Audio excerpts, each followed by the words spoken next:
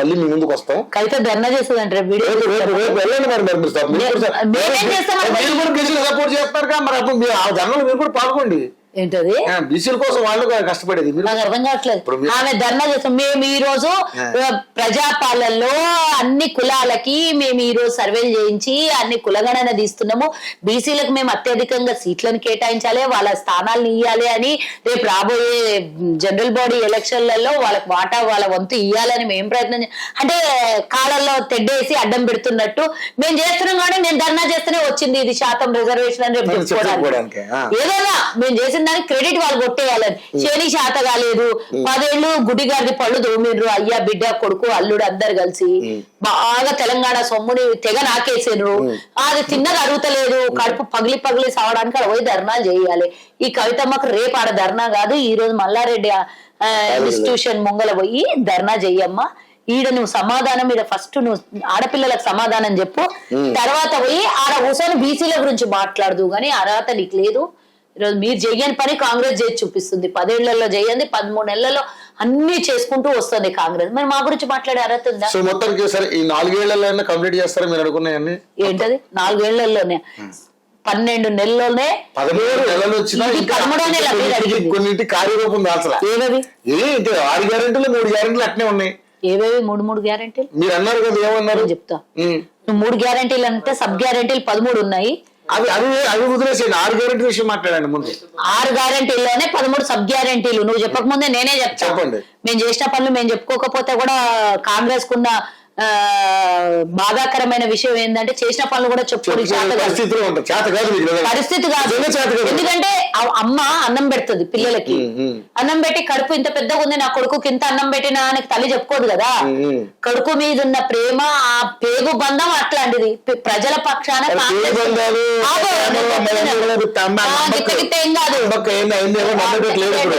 మాయ చేయాలి మేడం. కాంగ్రెస్ కి రాదమ్మా.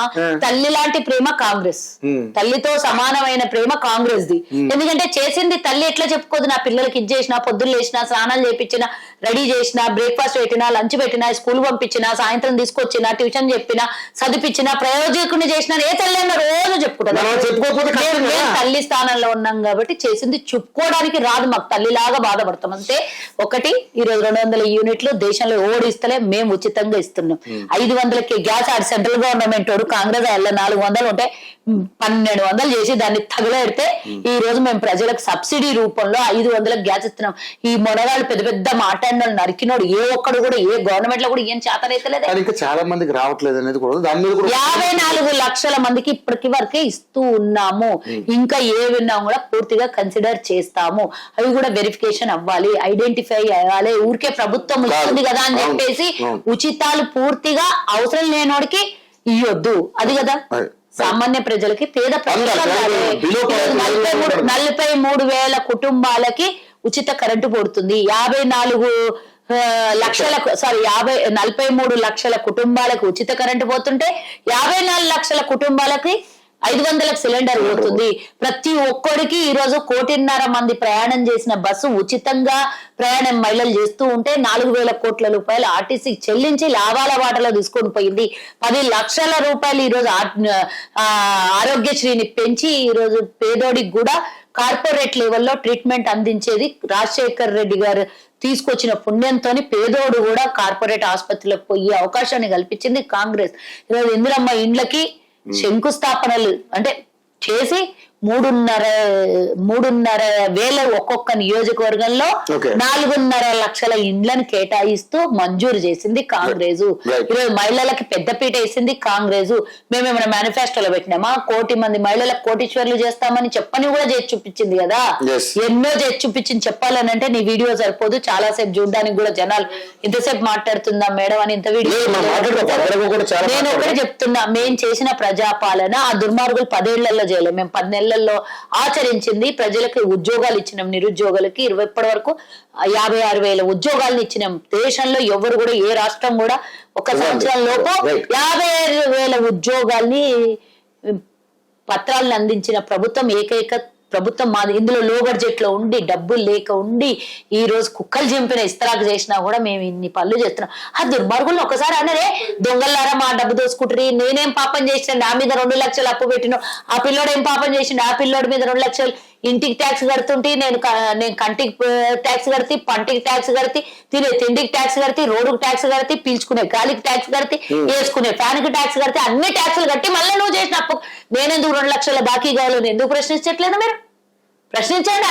ప్రశ్నించి ఇక్కడికి వచ్చాం. ఎక్కడ 1,00,000 కోట్లు కథమయ్యా మా దగ్గర. ఒకవేళ ఆ దుర్మార్గులు 7.5 లక్షల కోట్లు అప్పు చేయకపోతే ఆ 7.5 నెల 7,000 కోట్లు వడ్డీ కడుతుండే. ఆ 7,000 కోట్ల రూపాయలు మేము ప్రజలకు ఇచ్చిన హామీలు పూర్తి స్థాయిలో నెరవేర్చడానికి పనికి రాకుండా ఆ దుర్మార్గులు చేయకపోతే వాళ్ళు చేసిన అభివృద్ధి ఏంది?